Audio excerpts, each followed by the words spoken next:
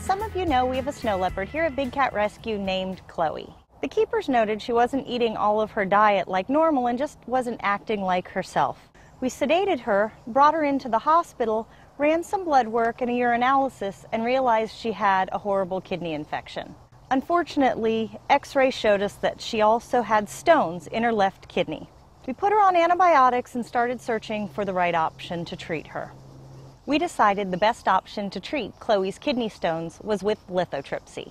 Shockwave lithotripsy, or SWL for short, was FDA approved in 1984 and is used worldwide for treatment of over 95% of the stones that occur in humans. Ultrasonic waves are passed through the body that shatter the stones in the kidney or upper urinary tract into little sand particles, where then they are more easily passed through the ureter and out of the body in the urine.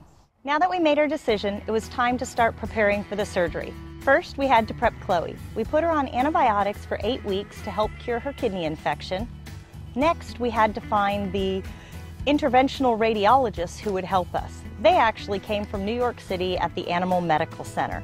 Dr. Allison Brent, Dr. Chick Weiss, and technician Haven Bade all were planning to fly down to help us. They were even bringing in a Dr. Demetrius Bagley from Thomas Jefferson University in Pennsylvania, who is a pioneer in this type of procedure.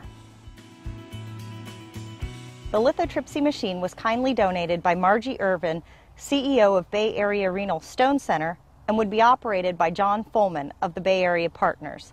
So with everything and everyone in place, the day of the procedure arrived. The on-site cat hospital was completely cleaned. We had everything organized and prepared. We then sedated Chloe and transferred her to the hospital. As always, whenever we perform surgery on any of our cats, we weigh them first, collect blood, urine, and give them an overall physical exam. We were happy to see that Chloe had gained almost 10 pounds in the last 8 weeks, and now she weighed about 70 pounds.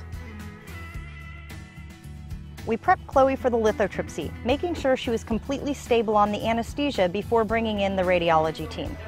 With all clear, we then shaved the areas on Chloe that needed to be done for the procedure. We positioned her on her back and added padding along the sides so she would remain as still as possible. The endoscopy was then performed. Endoscopy allows us to look inside the patient, and in Chloe's case, we wanted to look inside her bladder and then up each of her 2 ureters, which lead to your kidneys. We could watch this on monitors throughout the procedure. Endoscopy allows us to see where to place the stents.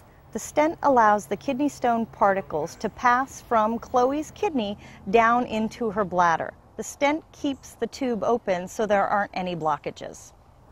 Next came the fluoroscopy. This is a moving X-ray used to place the stents and to locate the stones in Chloe's kidneys. We want to ensure that we're delivering the shocks to the right part of Chloe's kidney, the part where the stones are focused.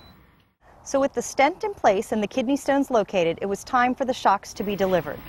First, we placed coupling gel on Chloe's skin, and the lithotripsy machine was moved into position.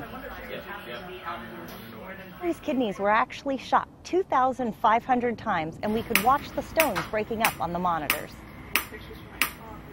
After the treatment, we cleaned Chloe up, and she remained in the hospital for observation overnight before we transferred her back to her outside enclosure. We're happy to report Chloe has made a full recovery. She's taking her meds well, she's eating well, she's gained weight, and she's back to her normal self. In the near future, Chloe will have one more recheck to make sure the stones have completely dissolved. We'd like to say thank you to everyone involved in this procedure. This is the first time it's ever been performed on a snow leopard. We had people fly in from New York City, fly in from Pennsylvania, travel with huge equipment from St. Petersburg. The expense involved if these people didn't volunteer their time and equipment would have made a huge dent in BCR's budget. We appreciate it, and Chloe certainly appreciates it as well. You can help us change the way people treat big cats by texting the word TIGER to 20222.